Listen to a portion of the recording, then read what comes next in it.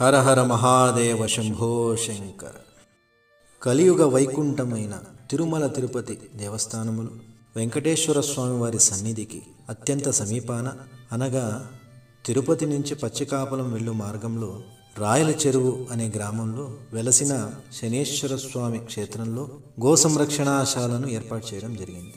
ఇక్కడ దాదాపుగా 20 గోమాతలకు ప్రతినిత్యం వాటి పోషణకు తగిన గడ్డి, వాటి ఆరోగ్యానికి సంబంధించిన వైద్య సేవ, అలాగే గోమాతలకు కావాల్సిన సకల సదుపాయాలు అందిస్తూ గోమాత రక్షణే పరమావధిగా గోసేవను చేస్తుంది శనేశ్వర క్షేత్రం.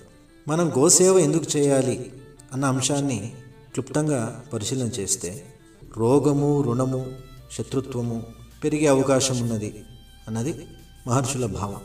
కానీ ఇదే 6వ భావంలో అద్భుతమైనటువంటి ఇంకొక కారకత్వం ఉన్నది. అదే సేవాభావం.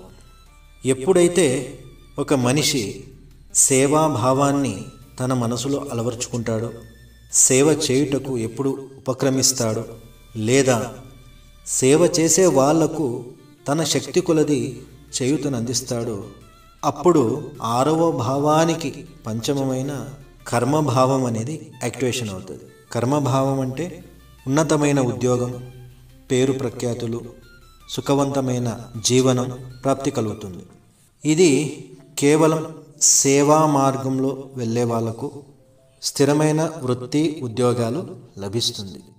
అలాగే 3 కోట్ల మంది దేవతలు గోవులో నివాసం ఉంటారు. గోసేవ చేయడం వల్ల వారి జీవితంలోని సకల దోషాలు నివారణ పొంది సంతృప్తికరమైన జీవితాన్ని పొందుటకు గోమాతకు చేసే సేవ ఎంతో ఉత్తమమైన ఫలితాలను ఇస్తుంది. గోవును రక్షిద్దాం, రక్షించే వారికి చేయుతనిద్దాం.